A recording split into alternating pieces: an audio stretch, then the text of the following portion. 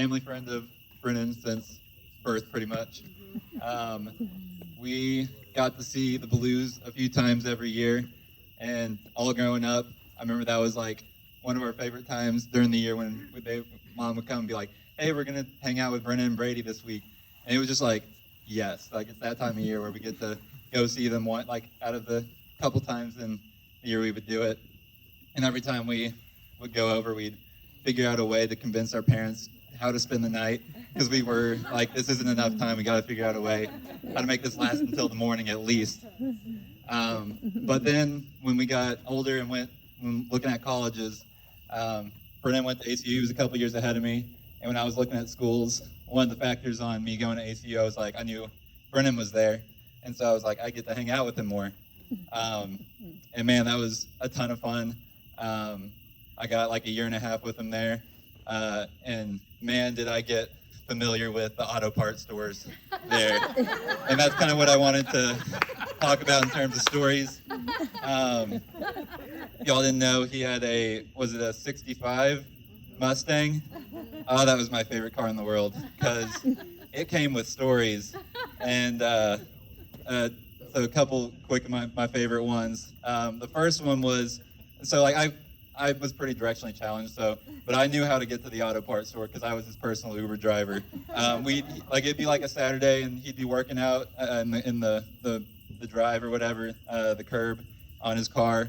And there was one time where I think I was in the Mustang and the hood was popped, and so I couldn't see what he was doing. He was trying to figure out why it wasn't going, and I just hear him scream, and I come out, and there's like oil all in his face. And I said, I don't know what you did, but you're like, I got oil in my eyes again. And I was like, anyway.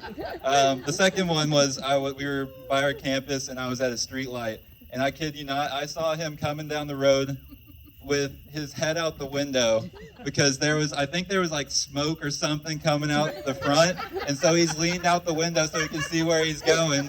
I said, "Hey, Brennan!" I'm always looking out for that Mustang. But I share all those stories to say, if Mackenzie, there's anything you can expect from a marriage, if he takes care of that car that well and keeps putting the work into it, then I think you're pretty good in your marriage, because he'll put the work in your marriage too. Now, he did sell the car, but that part doesn't really apply. The rest of it's applicable, and it's good.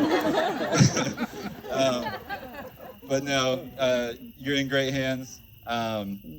Brennan's always had a servant heart, and I've been married now for a whole 5 months, so I know everyone's lining up for my wisdom on marriage, because I got it figured out clearly.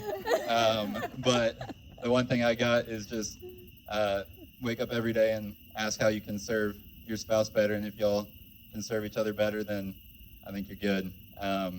And you're very, very much servant people. Knowing Brennan his whole life, like, just never once was he one to say no, like, if I needed help. And hopefully I was the same to you. And I mean, I took you to the auto store a million times, so we tried to go both ways on. He was just always one to, if I needed something, dude, he was there. So all the way up into getting married a little bit ago, anytime we had an event, you were 3 hours away, but you were always there at everything I had. And my last note is, I hope you come to Dallas at some point, because I miss you, brother. I wish you were near me.